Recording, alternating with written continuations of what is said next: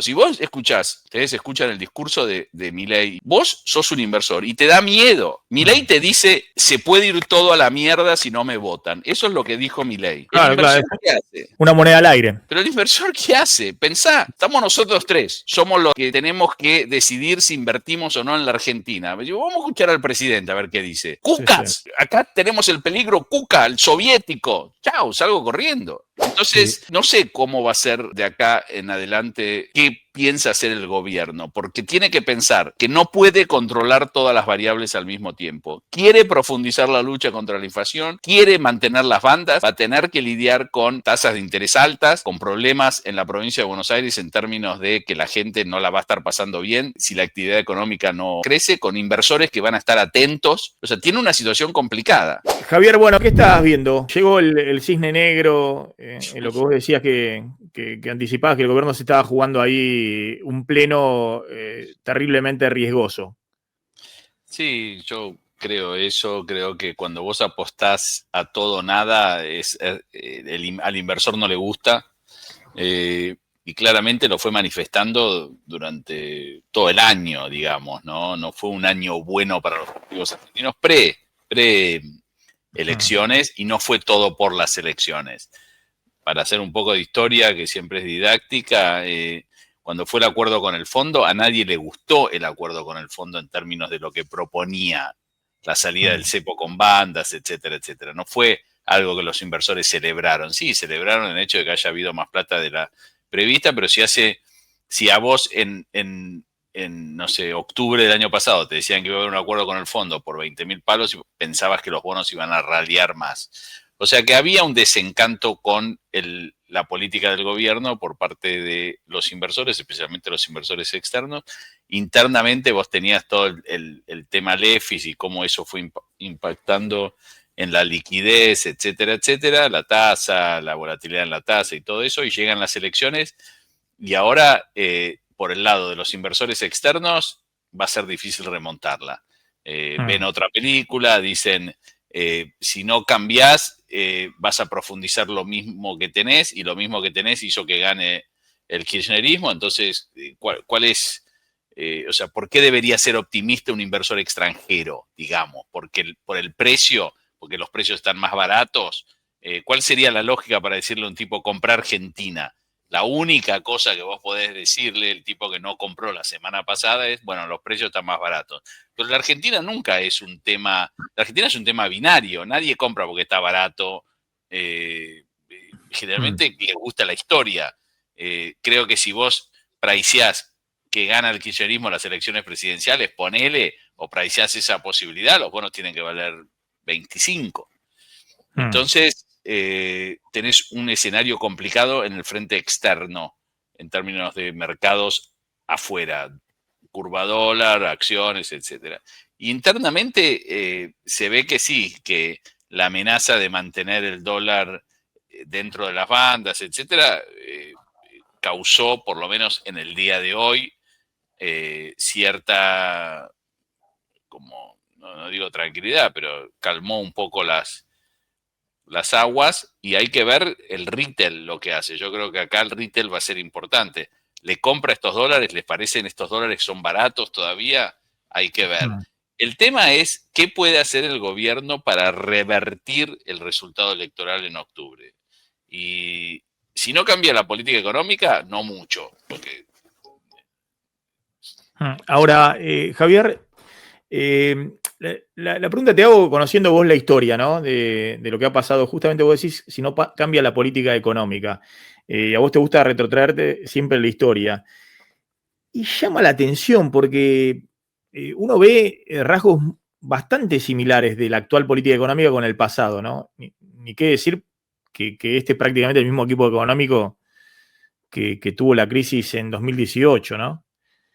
Sí, lo que pasa es que yo soy de los que creo que es muy... Los problemas argentinos no necesariamente son...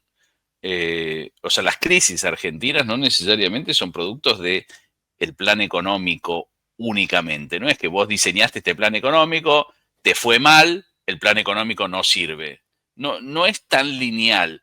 Este es un plan económico que a mi juicio necesita mucho más tiempo. En general los planes económicos necesitan más de 1 año y medio o 2 para resolver crisis de esta naturaleza. La Argentina es un país castigado con una historia muy complicada, entonces tenés incluso el mercado te exige más tiempo, te exige que vos muestres estabilidad durante más tiempo.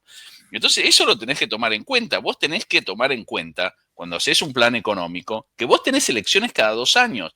No tomarlo en cuenta me parece una irresponsabilidad total. O sea, pensemos un poco. O sea, vos diseñaste un plan económico, pero en 2 años tenés elecciones. ¿Te va mal?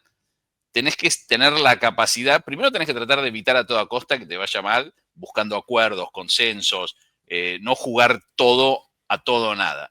Y después, una vez que... Y también pensar que la gente vota con el bolsillo en un país castigado. Entonces tenés que ser... Yo nunca entendí ellos que decían, no, el gradualismo no sirve para nada. No sé, porque, o sea, ¿por qué no sirve para nada? Si nosotros necesitamos 10 años de estabilidad, no 2. Ahora, te pregunto una cosa, porque de alguna manera este gobierno hizo, si se quiere, shock desde el punto de vista fiscal, la motosierra, la licuación inicial, ¿no? Con la devaluación, y después del punto de vista cambiario, algunos dicen hizo gradualismo, ¿no? Porque muchos le pedían ya desde el año pasado, liberar el tipo de cambio, ver cuál es tu nivel de tipo de cambio, cuál es el nuevo equilibrio. Obviamente la inflación no va a bajar tan rápido. Y el gobierno se fue a un esquema clásico de dólar barato, cueste lo que cueste. Y eso evidentemente tenía un tinte electoral, porque querían llegar, ya desde el año pasado querían llegar con el crawling peg a la elección. Cuando se dieron que no podían llegar, porque después del blanqueo se quedaron sin dólares y el FMI decía el crawling peg nomás, van a un tipo de cambio flotante, pero en vez de comprar dólares, dice que se va a ir al piso de la banda, solo ahí van a comprar. Y querían un dólar bajo para seguir con la desinflación, para llegar bien a la elección. Y no llegaron. Exactamente. Y si vos hablas con inversores afuera, inversores que tienen relación con el equipo económico, que apoyan el plan económico, etcétera, les decían eso a los funcionarios. Che, ojo con atrasar el tipo de cambio tanto, reservas, etcétera, etcétera. Era un problema que se venía planteando. Y el tema bandas es algo que al inversor externo nunca, ya no le gusta. O sea, no en la Argentina, en ningún lugar. Por eso las bandas generalmente tienden a romperse en algún momento o a flexibilizarse. Creo que tenemos un problema estructural grave, que es que no hay alternativa política y que la gente le tiene mucho miedo a lo que puede llegar a ser un gobierno de la oposición, llamémoslo. Y eso es complicado, porque el gobierno es adicto, este gobierno y el de Macri fueron adictos a confrontar con Cristina, con el kirchnerismo, y te estás cavando tu propia fosa. O sea, sería mucho mejor que Milei hubiese confrontado con Juntos por el Cambio, ponele. ¿No? Hubiese sido mucho más sano que Juntos por el Cambio esté en la oposición. Mucho más, hubiese aportado mucho más al gobierno, desde una oposición razonable, ¿no? Con ciertos consensos básicos. Pero el gobierno se ocupó de dinamitar esa posibilidad porque prefería confrontar con el kirchnerismo. Entonces vos tenés una situación donde, si vas a depender de los mercados, tenés que pensar que ante una situación de debilidad los mercados van a sufrir. Para mí esto se compara mucho con los años 80 con Ronald Reagan. Ronald Reagan también, el mandato fue combatir la inflación, combatir la inflación, combatir la inflación, combatir la inflación. Es electo con la idea de que, ¿sabés cuál era el lema de Ronald Reagan? A mí en el debate que tuvo con Jimmy Carter, él dijo algo que fue lo que sepultó a Jimmy Carter, que miró a la cámara y dijo: ¿ustedes hoy están mejor o peor que hace 4 años? Y la gente estaba peor. Y acá pasa algo similar. El tipo se mira al espejo y dice: ¿estoy mejor o peor? Y la mayoría de los bonaerenses se ve que estaba peor. Entonces, cuando vos tomás este tipo de políticas, tenés que pensar que tarda en hacer efecto y que vos tenés que estar dispuesto en un país que tiene elecciones cada 2 años a saber que del otro lado tenés una agrupación poderosa a la cual los mercados no confían. No es simple. Yo entiendo que la tarea del gobierno no es simple. Por un lado, mantener un plan económico sabiendo que la oposición se fortalece y vos tenés un problema porque estás como remando en dulce de leche. Entonces, yo creo que eso es algo que debe ser pensado. Debe ser pensado. Si vos escuchás, bueno, ustedes escuchan el discurso de Milei, y yo lo dije en un programa de televisión esto, en Moreno, de cierre de campaña, vos sos un inversor y te da miedo. Milei te dice, se puede ir todo a la mierda si no me votan. Eso es lo que dijo Milei. Claro, ¿El inversor qué hace? Una moneda al aire. Pero el inversor, ¿qué hace? Pensá, estamos nosotros tres. Somos los que tenemos que decidir si invertimos o no en la Argentina. Vamos a escuchar al presidente a ver qué dice. ¡Cucas! Sí, sí. Acá tenemos el peligro Cuca, el soviético. Chao, salgo corriendo. Sí. Entonces, no sé cómo va a ser de acá en adelante, qué piensa hacer el gobierno, porque tiene que pensar que no puede controlar todas las variables al mismo tiempo. Quiere profundizar la lucha contra la inflación, quiere mantener las bandas, va a tener que lidiar con tasas de interés altas, con problemas en la provincia de Buenos Aires en términos de que la gente no la va a estar pasando bien si la actividad económica no crece, con inversores que van a estar atentos. O sea, tiene una situación complicada. Martín. Javier, vos conocés a todo el mundo financiero, pero también conocés a el ala del kirchnerismo en la política o parte de ella. Entonces, por ahí podés tener una opinión bastante equilibrada en esto, donde la mayoría del Círculo Rojo va a estar seguramente como hoy muy enojado y despechado, ¿no? Con mucho negativismo. Y te pregunto, especialmente teniendo en cuenta el discurso de ayer de Kicillof, vos decías hace un rato que si gobernara el kirchnerismo, los bonos valen 25, eso es lo que piensa el mercado. ¿Vos creés que hay alguna posibilidad de que el mercado cambie de opinión respecto de eso, o al menos parcialmente, que no piense que vamos a bonos de 25 si es que en algún momento vuelve el peronismo al gobierno? Me encanta tu pregunta y mira, hay un inversor que ustedes deben conocer, que para mí es un gran inversor, que es David Martínez, ¿no? ¿Lo conocen, David Martínez? El fintech. El de fintech, exactamente. Sí. Y David Martínez se juntaba con todos. Era amigo de Néstor, era amigo de Macri, se junta con Milei. O sea, realmente porque es un inversor, porque entiende que la Argentina está compuesta por los Kirchner, por Macri, por Milei, por todo esto. Él no puede aislar a la Argentina de la realidad argentina. Nosotros tenemos estas cartas que incluyen al kirchnerismo. Entonces, va a depender que el mercado empiece a aceptar. Cada vez es más difícil, ¿no? Por la historia, pero va a depender de lo que quiera hacer Kicillof, ¿no? Si entiende que para él también es beneficioso que el mercado interactuar con el mercado. Y yo, siguiendo un poco la filosofía de David Martínez, cuando hablo con gente cercana a Axel, le digo, júntense, pero no se lo digo ahora, se lo digo hace 15 años.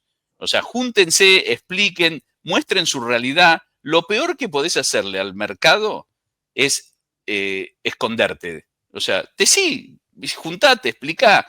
Y también me parece que al gobierno actual también le conviene que la oposición tenga mejor crédito ante los inversores. Entonces, vos sabés que yo contaba esta mañana, hace un rato, primero que el chat que tienen los gobernadores, ¿no? De los 23 gobernadores y el jefe de gobierno y Macri, todos lo felicitaron a Kicillof, todos. Los del PRO, los radicales, todos lo felicitaron con términos muy elogiosos, algunos respecto a que había sido una jugada maestra, que había estado muy bien, y además que había estado muy bien en el discurso. Y el discurso que dio Kicillof ayer fue un discurso en el cual sobre el final le pide una reunión, dice, basta las cuestiones de falta de respeto y demás, y le pide una reunión para trabajar en temas puntuales, no sé cómo fue exactamente la frase, a Milei, ¿no?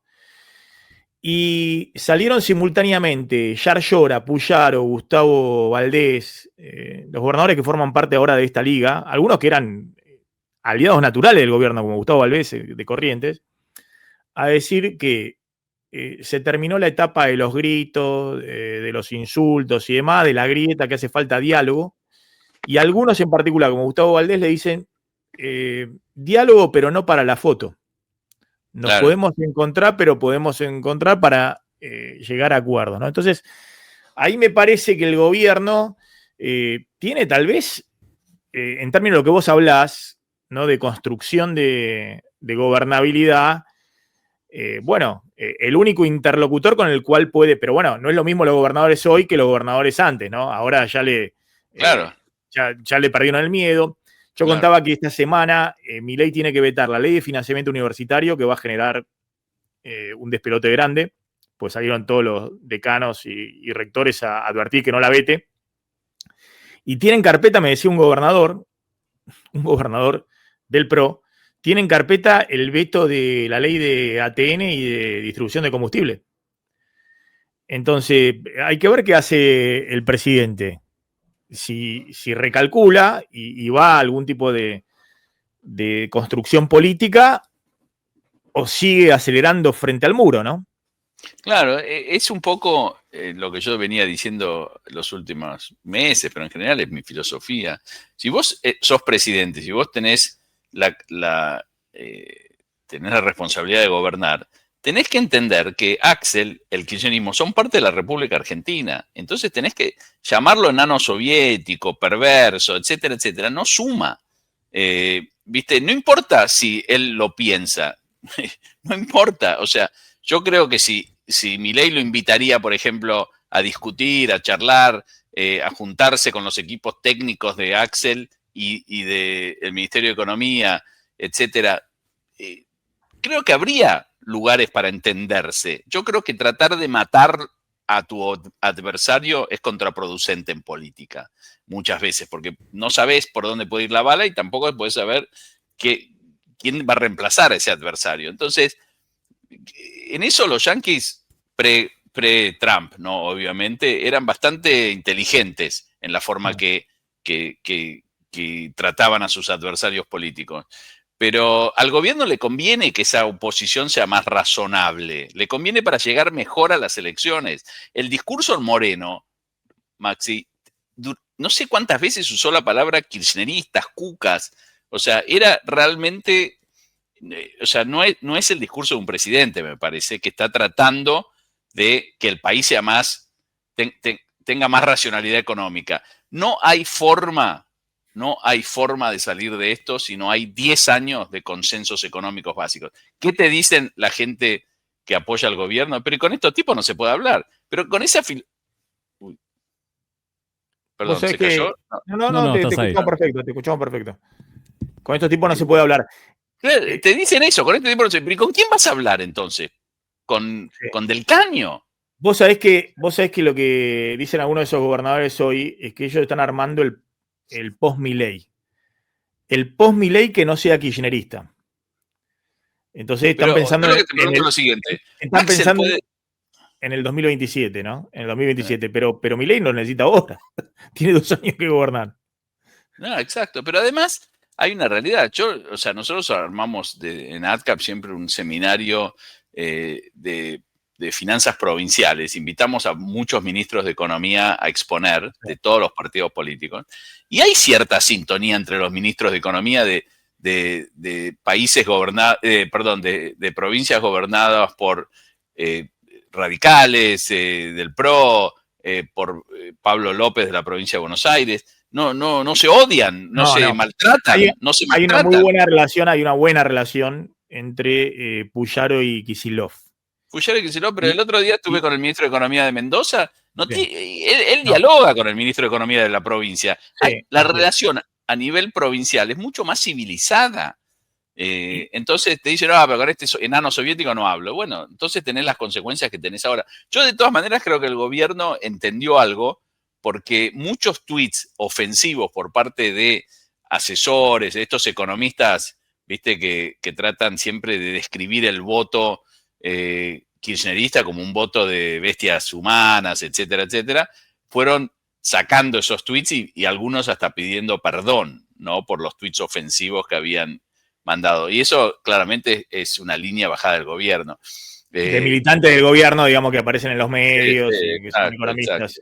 Yo creo que ese tipo de situaciones impacta electoralmente. O sea, así como Milei se mostró más humano en el debate con Sergio Massa y la gente se sintió identificada con eso y le hizo un favor electoral, yo creo que la gente también se identifica con gente que está en situación, no la está pasando bien, con gente que es discapacitada, etcétera. Entonces, burlarse de esa gente me parece que trajo consecuencias negativas también. Ahora vamos a contar en un ratito, en este momento hay una especie de interna feroz, pues está este gordo Dan, el Parisini, que es el mano derecha de Caputo en las redes, el que insulta a todo el mundo, el que tira cualquier cosa, pero está acribillando a Sebastián Pareja. Es lo que me dijeron, claro, al armador de Karina Milei, en las redes sociales están liquidándolo, que se metieron los cuca adentro, bueno, toda una cosa despiadada, incluso a los candidatos que fueron, por ejemplo a Bondarenko, que es el candidato que puso Pareja en la tercera sección electoral, el comisario retirado también, porque dijo que evidentemente había habido un impacto de la economía también, de la política económica en la gente. Está caminando la tercera sección electoral si no se da cuenta de eso. Pero bueno, hay una cosa, hay una interna ahí despiadada. Ahora, la pregunta que te hago es, en este contexto, vos estás en contra de la idea esta de bandas cambiarias y demás, pero ¿qué ves que debiera hacer el gobierno ahora para tratar de anclar mínimamente las expectativas, ¿no? Porque yo ponía más temprano esta imagen que a todos le quedó grabada del stream que iban el presidente, el ministro de Economía, el presidente del Banco Central y se mofaban de todo lo que no opinaban como ellos. ¿Está intervenido?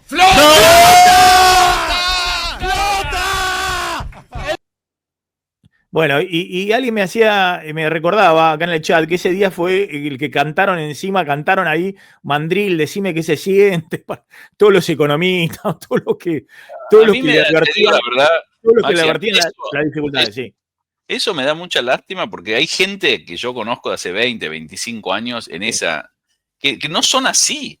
Que realmente gente que estoy seguro que la sentás a hablar con cualquier opositor y dialogan de forma responsable. O sea, meterse en esa dinámica de la joda, del apriete verbal, de la burla. Yo no sé, tal vez porque viví toda mi vida en Estados Unidos casi y los americanos se cuidan mucho de eso, de burlarse, de hacerse los cancheros, siempre con humildad. O sea, creo que eso impacta mucho porque la gente en la Argentina, para salir de esta crisis, mucha gente la va a pasar mal. No hay forma de salir de una crisis, de transformar la economía. No hay una forma de hacerlo que no tenga, que al menos en el corto plazo no impacte negativamente en la vida de la gente. Y si la gente está dispuesta a hacer ese esfuerzo, no te burles, ¿viste? No te burles, no los llames nombres ni nada. Aunque piensen diferente, aunque voten diferente.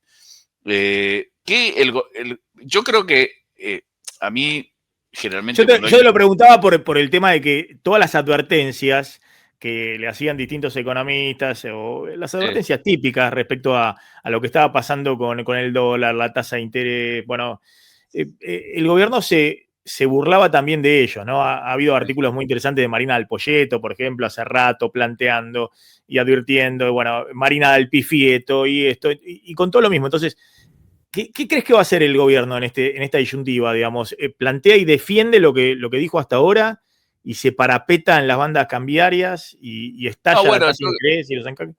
Yo creo que el gobierno hoy, al menos hoy, está bien que reaccione con tranquilidad, que diga, bueno, estamos dentro de las expectativas, no tocar nada, me parece bueno. O sea, hoy tenés carry positivo, digámoslo, ¿no? Mientras más avance el día, los días, y la cosa no se desmadre localmente, me parece que el gobierno va a tener más herramientas. El tema es que me da la sensación de que estás muy jugado en el tema reservas y en el tema tasa de interés. O sea, tenés que sacrificar algo y me parece que ese algo va a tener que ser el dólar en algún momento. ¿Por qué? Porque si no, la economía no se va a reactivar y las reservas no van a crecer. Hoy ya me parece que diste, estas elecciones dan por terminada, creo yo, la idea de que vas a poder emitir para refinanciar el año que viene. Entonces, no vas a tener reservas por ese lado. ¿Por dónde van a venir si no es por el superávit comercial? O también por el hecho de que llegue un momento que la gente diga, bueno, a este nivel de dólar yo estoy dispuesto a hacer carry, ponele, ¿no? Pero bueno, algo vas a tener que sacrificar. Y eso va a tener que ser el dólar y la inflación de alguna manera, porque si no, vas a hacer más de lo mismo. Si vos hoy no cambias nada, aunque los mercados te acompañen localmente, si todo sigue igual en términos de tasas altas, dólar controlado con intervenciones, cepos bancarios de algún tipo, como lo vimos las últimas semanas, ¿por qué mejoraría tu elección? ¿Únicamente porque fuiste más cordial en el diálogo? ¿Alcanza eso? Pero vos acabas de decir que esto da por tierra que Argentina pueda refinanciar su deuda el año que viene. ¿Eso qué significa? ¿Que va inexorablemente a una reestructuración de la deuda? No, creo que, creo que Argentina, las 4.000 y pico de millones que necesita para refinanciar, para pagar en enero, etcétera, las va a tener. El tema es, hay que convencer al mercado que en algún momento vas a volver a los mercados. No vas a poder indefinitivamente perder las elecciones, acceder a los mercados, etcétera. Entonces, algo tiene que dar para que vos acumules reservas. La Argentina tiene ventajas comparativas en muchos sectores hoy en día que han mostrado que puede llegar inversión. El problema es que si vas a correr contra una elección donde del otro lado vos la estás planteando como, bueno, nadie va a venir a invertir, ¿entendés? Para mí es imperativo eso que vos mencionaste, juntarse con Axel, con los gobernadores, generar un ámbito de diálogo que permita al menos ver que no todo es es binario. Me parece que lo va a ayudar al propio gobierno. Y me parece que hoy en día los votantes lo van a ver. Es curioso, mucho votante de Juntos por el Cambio abandonó al gobierno. Sí, lo abandonó. Sí. Y de esa arrogancia también de decir somos el gobierno más votado de la historia, el mejor ministro de Economía de la historia. De la humanidad, de la humanidad. De la humanidad humana. Yo nunca vi a nadie decir eso en ningún país del mundo. O sea, tampoco había nadie creérselo. Humildad, ¿viste? Si la verdad que somos todos humanos, cometemos errores, no veo de dónde sale eso. Más votos que nadie. No, pará, recibiste 30% de los votos. O por ejemplo, cuando se ningunea al Congreso, ¿no? Destituyente. Pero si a vos te votó el 30% de la gente, el 70% votó otros partidos. Y el Congreso está formado por partidos políticos. ¿Por qué es destituyente vetar pasar una ley? Le dice que fue. ¿Eh? Le dice que es genocidio al Congreso. ¿Pero cómo puede ser eso? No, sí. Con esa palabra. Kirchnerismo nunca más.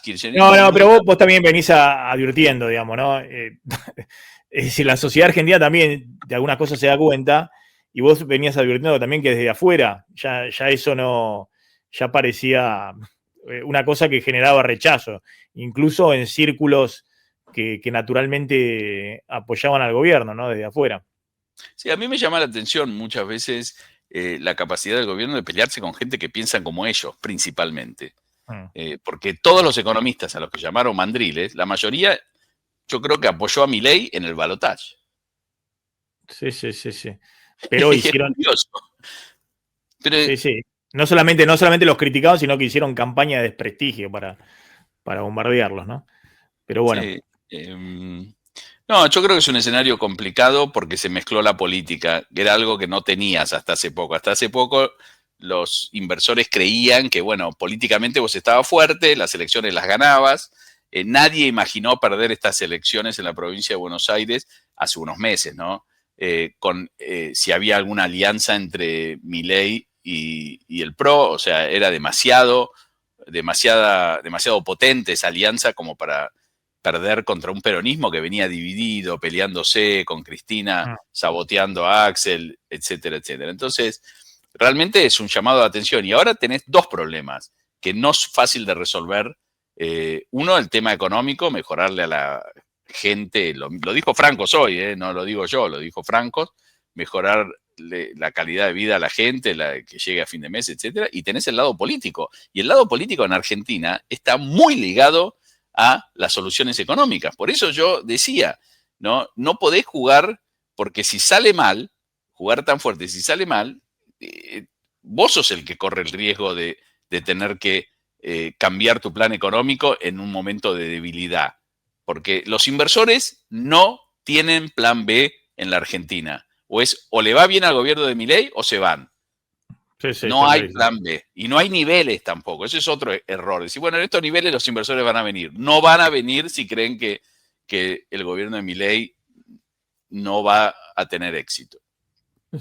Que si no garantiza la gobernabilidad, digamos, mínimamente. Claro, exacto. Es una lástima pero en una de esas el medio, los gobernadores, etcétera, plantean una oposición más razonable y yo creo que eso ayudaría al gobierno.